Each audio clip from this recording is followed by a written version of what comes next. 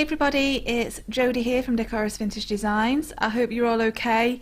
In today's furniture painting tutorial, I'm going to show you how to get this really vibrant bohemian look. It also has a slight hint of grunge to it too, just to add that extra element of character, so stay tuned for that.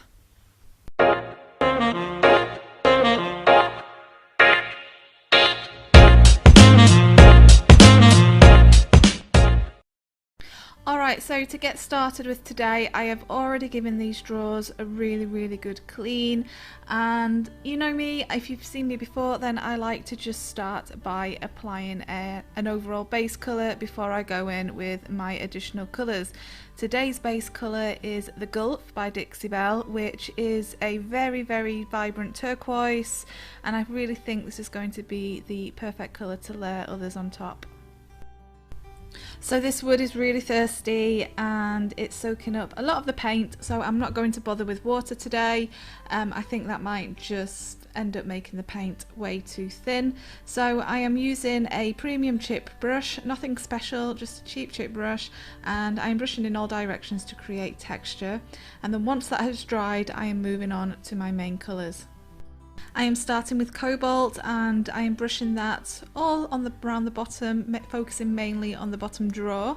I am using the scarlet brush for this, and I am also using water to get that paint moving.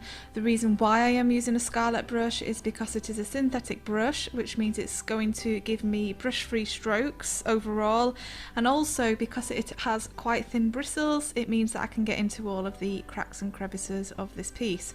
So now I have some peacock. It's kind of a similar colour to cobalt when you look at it here on the camera, but it actually isn't in real life. So the peacock is it's almost like a darker version of the Gulf. It still has a bit of a turquoise element to it. I would say it's a medium blue overall, and I am just roughly blending that into the cobalt. And then next up is Colonel Mustard, which is, well, it's what it says on the tin. It is a mustard colour. And this is a little bit harder to blend, so I have two scarlet brushes now. I have one for my blues and the other using the yellow, and I am just going back and forth between each of the brushes just to get a blend. This is not going to be a perfectly blended piece because I know it's going to be rustic, so I'm not overly concerned by it being totally soft. But what I will do is I will go in there with the yellow, and then I will come in again a little bit with the blue, and as I said, I'm just going back and forth and I'm going in different directions just to kind of soften those brush strokes up. The trick is when blending is not to use too much paint. If you go in there with like loads and loads of paint, you're just going to make life so difficult for yourself because it's going to be harder to blend, and similarly if you go in there with tons of water, it's going to make it really hard. Okay, and on the top drawer here I am using a barn red. This is a very deep red with a little bit of brown in it. I am going in with the same brush that I use for the Colonel Mustard because it's kind of a similar colour group, and I don't mind if some of the colours mix in with each other a little bit here either. So this kind of blend is called an ombre, albeit a very rough ombre. I'm bringing some of the red down now into the blue, and I'm just going to kind of mix and match my colours because I want to layer. You know, my style is layering, and I absolutely love to have colours on top of colours and then sand them all back to make them look like they've been there forever and they're starting to age. So on the bottom here now, I am going back in with a little bit of cobalt, and I'm also bringing some of the cobalt further up and into the red. So I'm just basically, as I said before, I'm mix and matching some of my colours. I'm kind of flapping my brush. I'm very loosely holding my brush and then just kind of flapping it on the edges there, and that is just to get some rough brush strokes around some of the red and the yellow. It's going to look crazy for a while here, and it's going to look like a hot mess, but as always, I promise you it will come together. So please don't be afraid when you are doing a look like this to go in with totally contrasting colours. I know it seems a little bit crazy to go in and put yellow on top of blue, not yellow on top of blue, sorry, that would make green, but to put red on top of blue, sorry, and blue on top of red. But this is how you start to create contrast and drama, and it's really good to have contrasting colours when you start to sand the paintwork back at the end, because that is what's going to make all of the different colours stand out and create contrast.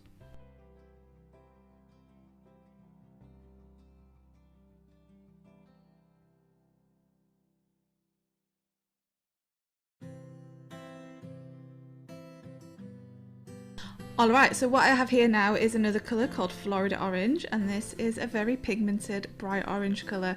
So I'm just bringing another colour into this. I just basically think the orange will look amazing on the blue, and I also think the orange will look amazing on the red and the yellow, so I think it's a bit of a win-win. It will contrast really, really nicely with the blue, whereas it will blend in nicely with the red and yellow. So I just thought, okay, let's see what happens here, and I'm focusing the Florida Orange around the edges because I just want it to look old. I want it to look a little bit like a turquoise sunset, maybe the sun's reflecting on the ocean or something here, and as always I'm just having a play, and I encourage you to do the same. As always guys, I also just want to remind you that all of the products as usual are listed below, so if you get a little bit lost, don't worry, you can always just go back and reference the below. You can also grab your Dixie Belle supplies through the links below as well, or find a local retailer if you're in the UK, Australia and Europe.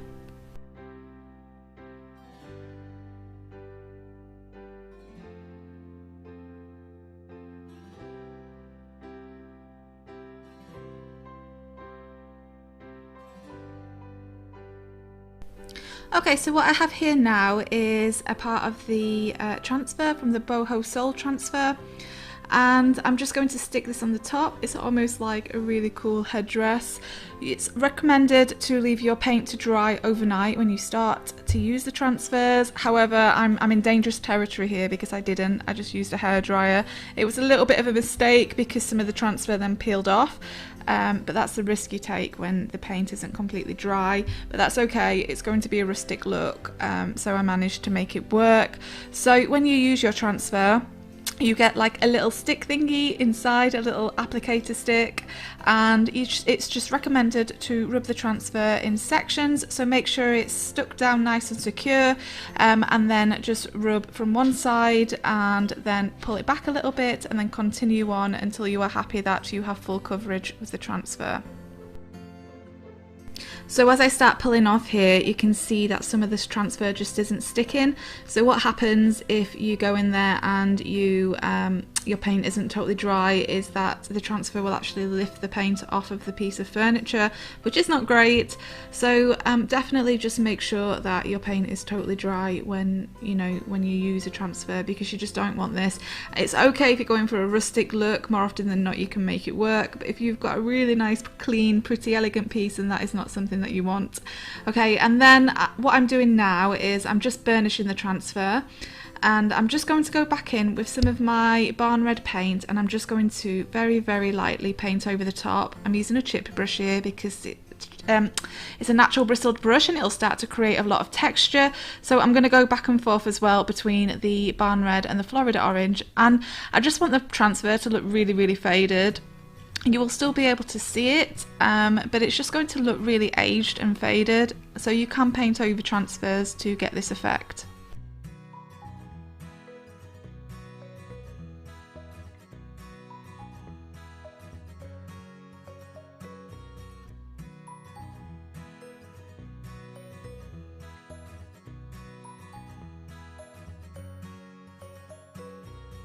It's the next day now, I've learnt my lesson and I've let this dry overnight, and I have chopped up a few more of the images from this transfer, and they're so pretty. I just love the colours, they're so vibrant, and I just find that the images are so pretty and so interesting as well. It's going to look so good with the colours on this piece and the overall vibe that I'm going for in this piece as well.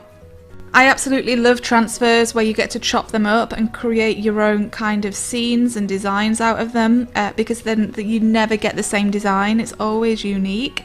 And so that's what I'm doing here. Is there are lots of flowers and feathers on this piece and arrows and things, so I'm just going in and as you can see, I'm just kind of creating almost like a banquet of flowers and feathers around this pull here.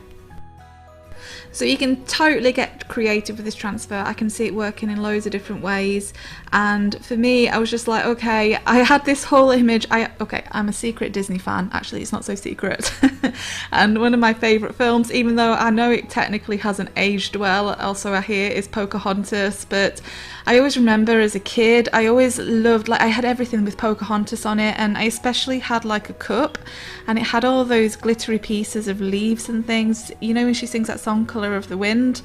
And yeah, so I had that kind of image in my head as I was painting this and I was applying this transfer. It just reminded me of all those pretty colours that I absolutely loved when I was a kid from that Disney film.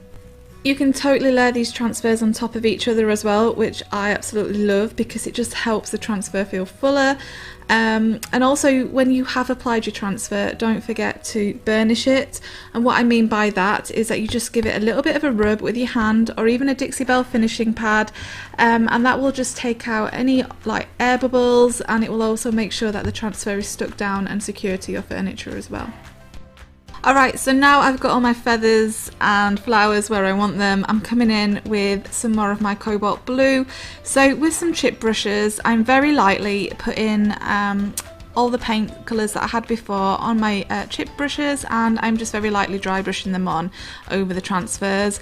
And this is just, again, I just want it to look very aged. I want the transfers to look in synergy of the piece because I have some very bold colours underneath, and the colours in the transfers themselves are also very vibrant. I didn't want them to contrast with each other so much that they look like stickers, if that makes sense.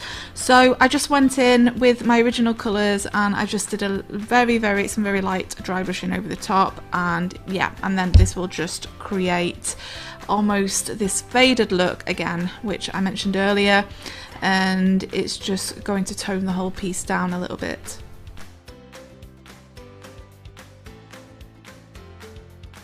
If you do feel like you go a little bit overboard with the paint, don't stress. If you think, oh no, I've just totally covered up my transfer, what am I going to do? Don't worry, just have some baby wipes on hand or your water mister and a rag, and just wet it and then just wipe the paint off, and it's as easy as that. And you can even wipe the paint off for a little while after it's dried as well. So don't panic if you decide you want to have a little bit of a play and a little bit of a paint over your transfers. And you think, oh gosh, the transfer's completely disappeared, or I'm worried that I'm going to paint too much, because that paint, because it's chalk mineral paint and it's water based, it can just be wiped straight off. That is until you seal it and it cures, of course. And on that note, onto the sealing. So what I have here is some Best Dang wax in white. I have my white wax and a Le Petit brush, which is a perfect brush for waxing. And I actually decided that I didn't want to sand this piece back or distress it in any way. I was actually quite happy with the way it was already looking. It was very, very grungy. But what the white wax will do is, white wax is fantastic for aging a piece, and also it mutes colours down a little bit and brings the colours together. So if ever you're not in the mood for distressing and you just think, okay, I just need to tone these colours down a little bit somehow, then the best thing to do is use white wax. White wax is perfect for that. Then used a little bit of black wax around the edges with my French tip brush, and I like this brush because it helps me control it. And I'm just putting a tiny little bit of black wax on at a time, just so I can control how much is on there. And this is just going to make it look a little bit darker around those edges and even more aged. And then the wax, it will seal and it will dry, and then it will harden, and then your paint is protected. Alright, and here's the finished look. I really hope you guys enjoyed this tutorial today. I had so much fun creating this. I just love colour, and I love colour that looks really old and rustic, so this was just the perfect project for me, especially combined with the boho soul transfer, which, as I say, it just gave me total nostalgia vibes from when I was a kid, and that beautiful animation with the leaves and the colours, and yeah, so I really loved working on this. Let me know your thoughts in the comments below, and let me know whether or not you would love to try a project like this as well. I'm always interested in hearing what you have to say, and I reply to all of your comments. So have a lovely day, guys, and thank you so much for watching. Happy painting. Bye bye.